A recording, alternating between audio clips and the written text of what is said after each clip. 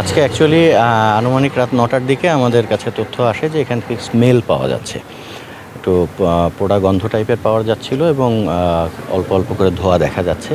তো এর পরপরই আমাদের লোকজন খুব অ্যাক্টিভ ছিল এবং আমাদের এখানে আমাদের নিজস্ব ফায়ার এবং ফায়ার সার্ভিসের তো এখানে দুটো ইউনিটও আমাদের এখানে আছে। তো সবাই আমরা চলে আসি এবং সোর্সটাকে খোঁজা শুরু করি।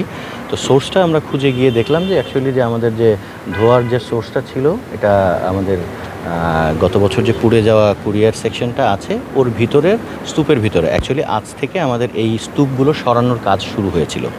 তো আজ থেকে ২৬ জন লেবার এসে কাজ শুরু করে। তো যে জিনিসগুলো কেটে কেটে তারা নিয়ে যাচ্ছিল, তো ওই জায়গার থেকেই হয়তো সম্ভাব্য যে এই ধোঁয়াটা হয়েছে, যে পোড়া কোনো একটা স্মেলটা ওখানে শুরু হয়। বিকজ লোহাগুলো তো কেটে কেটে তারা অক্সিঅ্যাসিটিলিন শিখাগুলো ইউজ করেছে।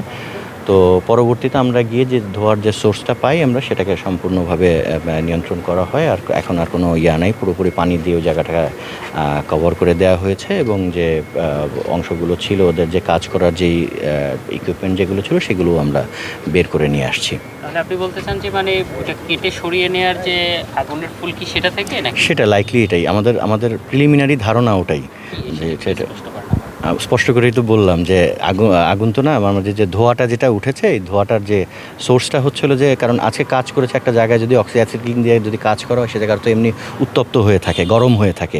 সেই গরমটা হয়ে থাকার কারণেই হয়তো পরবর্তীতে, কারণ ওখানে পুড়ে যাওয়া যে গত বছর যে পুড়ে যাওয়া সেখানে এখনও বেশ কিছু কাগজপত্র বা অন্যান্য জিনিসপত্র রয়েছে।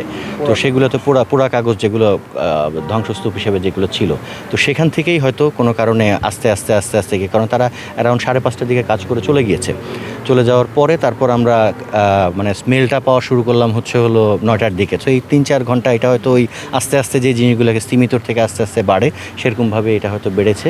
তো যাই হোক, আলহামদুলিল্লাহ এটা যে একেবারে উৎসেই এটাকে নির্বাপন করা গিয়েছে বা সম্পূর্ণ কন্ট্রোল করা গিয়েছে, এটা একটা জিনিস। সেখানে কি আসলে কোনো মূল্যবান মালামাল রাখা? না, এটা টোটালি স্ক্র্যাপ। এটা টোটালি স্ক্র্যাপ এলাকা, যেটা গত বছর আগুনে যে জায়গাগুলো স্ক্র্যাপ হয়েছিল ধ্বংসস্তূপ হিসেবে ছিল সেখান থেকেই মানে আস্তে আস্তে তো এই ধ্বংসস্তূপগুলো সরিয়ে এখানে তো আমাদের নতুন কনস্ট্রাকশন হবে। তো এই ধ্বংসস্তূপ সরানোর কাজটাই আজকের থেকে শুরু হয়েছিল। বেশিরভাগ সময় আমরা দেখি যে পরপর যে 3টে আগুন সবটাই আসলে অফ ডেতে।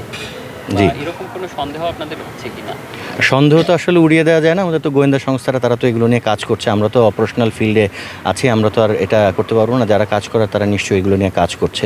বাট যে কোনো সন্দেহই তো থাকতেই পারে, সন্দেহ আমরা করতেই পারি। বাট আজকেরটা যেটা ইনসিডেন্টাল যেটা ছিল যে আজকে থেকে তারা কাজ শুরু করেছে, এটা হয়তো যদি কাজ না করতো বা অন্য কোনো ইস্যু থাকতো তাহলে হয়তো আমরা বলতে পারতাম যে একটা স্যাবোটাজ বা কোনো কিছু হয়েছে। বাট এরকম কোনো কিছু আসলে আপাত দৃষ্টিতে মনে হচ্ছে না, যেহেতু তারা কাজ করেছে। কাজ করার সাপেক্ষেই যে ওই শিখা দিয়ে যখন কাটাকাটি হয় জিনিসটা গরম হয়ে যায়, এটাই অ্যাপারেন্টলি মনে হচ্ছে আর কি। লোহার যে ওখানে প্রচুর আপনার লোহার র্যাকগুলো আছে আর কি, ঠিক আছে, র্যাক আছে এবং খাঁচা টাইপের আছে। তো এই খাঁচাগুলো তো না কেটে কেটে সরাতে পারবে না। তো খাঁচাগুলো কেটে কেটে সরানোর জন্যই তারা আজকে থেকে কাজ শুরু করেছিল। আমি executive director Shahjalal, group captain Ragib.